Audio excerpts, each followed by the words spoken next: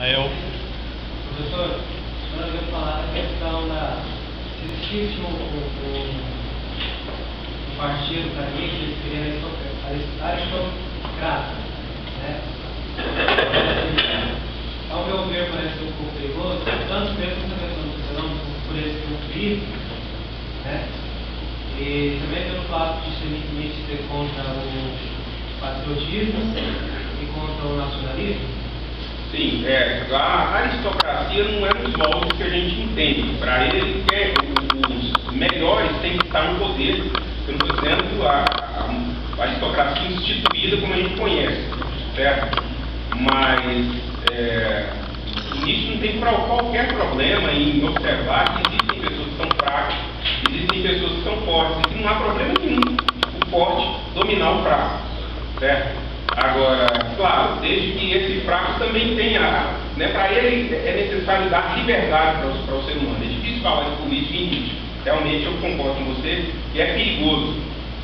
Então, na verdade, deveria haver um tempo maior para a gente discutir o que seria propósito político, porque o Nietzsche, essa coisa de voltar às raízes humanas, isso cai, de uma certa forma, num apologismo, certo?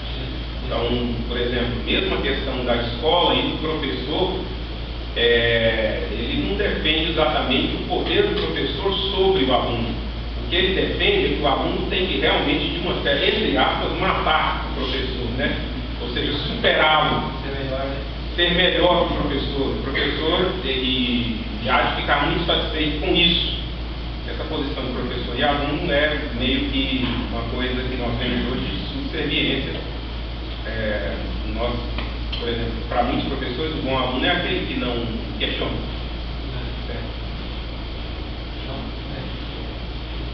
Com essa crítica dos três egoísmos, que é uma crítica bastante contundente, né? Inclusive ela é válida para hoje, é atual, né? Nietzsche é atual nessa crítica. Mas ele ofereceu algum suporte operacional para que isso pudesse ser modificado? Sim, ele coloca nos seus escritos sobre educação justamente a dica dessa mudança de postura em relação a como vemos a educação.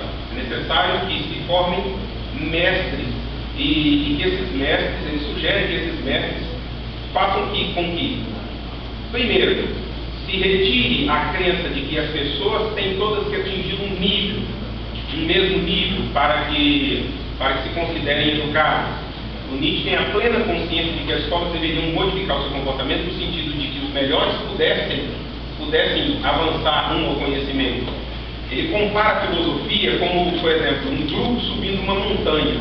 Nos primeiros metros de altura, alguns não vão aguentar, certo? Alguns vão sentir o ar pesado, então esses devem ficar. Os outros não, os outros devem subir, os outros devem atingir níveis cada vez mais altos, certo? Nietzsche não está querendo com isso dizer que todas as pessoas tenham que ter conhecimento em filosofia. Esse conhecimento tem que ser oferecido para aqueles que são realmente homens de cultura, e ele coloca que não são muitos. Esse sistema nosso de sala de aula, de colocar todo mundo dentro e esperar um nível de aprendizagem para que o indivíduo possa ter uma vida social suportada por aquilo ali, isso daí para ele tem que acabar, certo? Tem que acabar. É necessário romper com isso e as pessoas possam buscar livremente o conhecimento até onde puderem buscar.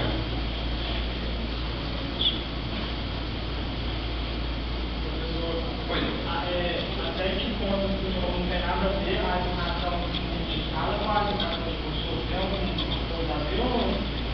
E quando você falou, parece que foge um pouco, mas porque parece que a gente não quer fazer educação por alguma utilidade. Quando se faz a educação de professor, tem alguma utilidade que é fazer de forma cidadã. Tem alguma ligação a educação de professor com a educação política? São objetivos diferentes. O Rousseau quer formar a sociedade democrática, certo? Com base em que ele chama formação do cidadão. O Rousseau, a gente absorveu ele muito na pedagogia atual. O Nietzsche não. O Nietzsche ele pensa que a educação forma o super-homem, certo? A educação forma aquele que há de superar a atual conjuntura que nós temos. O Nietzsche, num livro dele, não me lembro qual, ele diz que o filho deve falar o que o pai falou, certo? Então a educação vai fazer com que haja essa superação, não é essa coisa de não ter objetivo. O que ele pensa que tem que acabar é essa educação institucionalizada para servir o egoísmo dos comerciantes, o egoísmo, certo, da política e porque o que acontece? As escolas elas solidificam o quê? A ideologia vigente. Elas amansam, né? Ele antecipa, por isso o Foucault vai querer investigar depois a estrutura da escola, porque isso chamou a atenção dele na leitura do Nietzsche, porque a escola ela vai servir para quê? Para amansar as pessoas, para docilizar e para fazer com que elas creiam que essa cultura vigente, racional, certo? Com base nos ideais lá de Sócrates, Platão e Aristóteles, de que a ciência, de que a racionalidade e a contenção dos instintos humanos representa a virtude, com que os alunos cresçam acreditando que aquilo é o melhor. Certo? Então isso para ele tem que realmente acabar, mas a educação ela tem que tomar o quê? Um outro rumo. Tem mais um questionamento.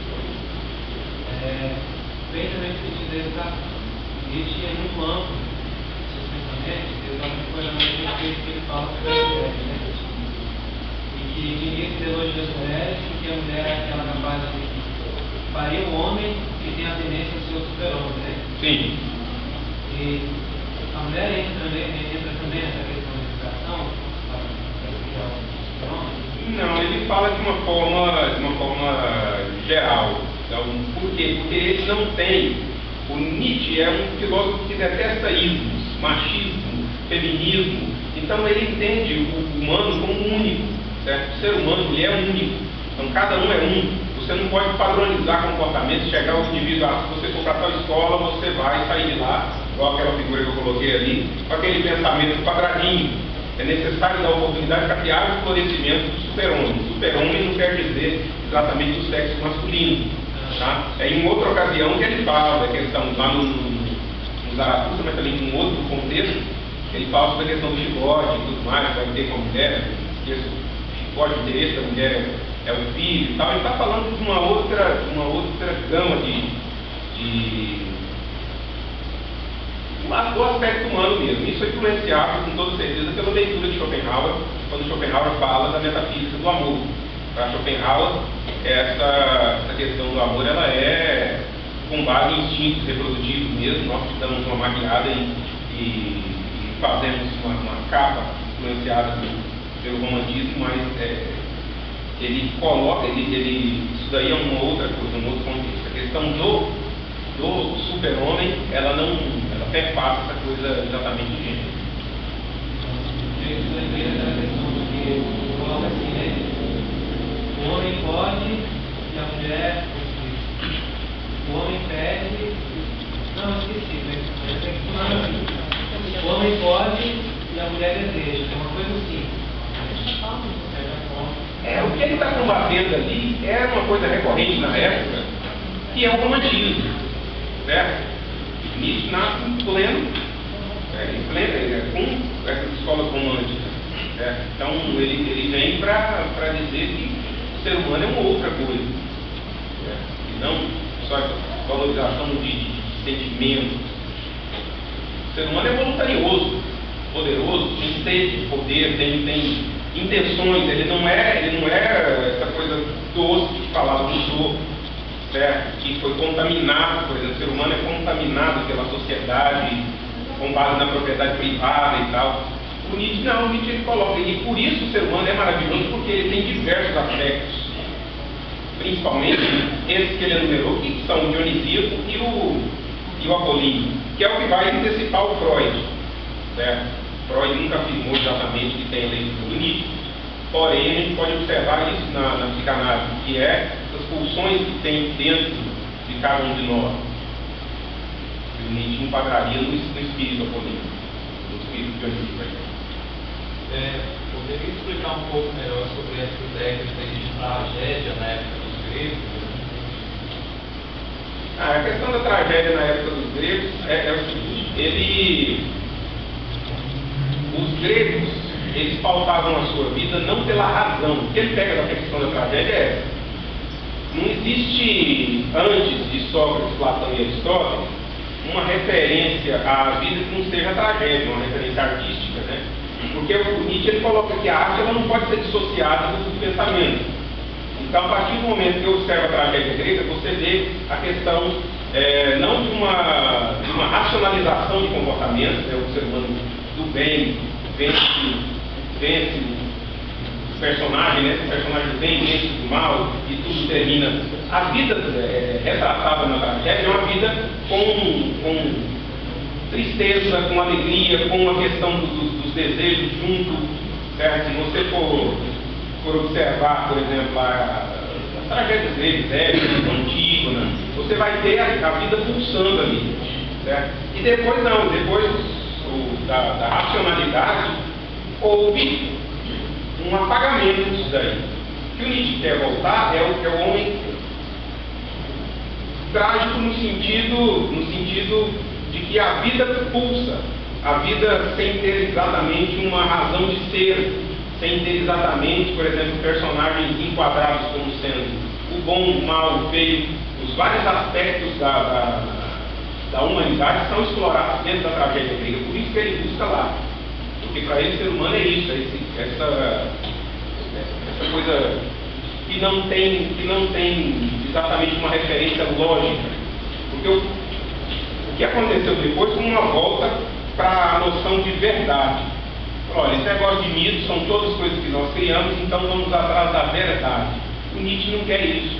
Essa questão do devir que aparece, né? O devir, eterna transformação das coisas, isso aparece tanto na tragédia quanto nos pré-socráticos. O Sócrates, Platão e Aristóteles fazem uma noção de verdade estática. Verdade é aquilo, verdade é o que não muda nunca, o que faz com que Platão se interesse por matemática, o Aristóteles passa aquela filosofia bem quadradinha mesmo, bem lógica, e na tragédia grega não tem isso.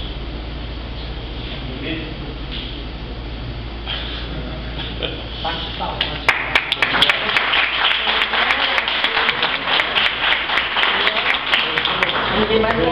Oi. Não tem problema não. Obrigado. Muito obrigado. Então, pessoal, dando continuidade, Vinícius Queiroz do Nascimento.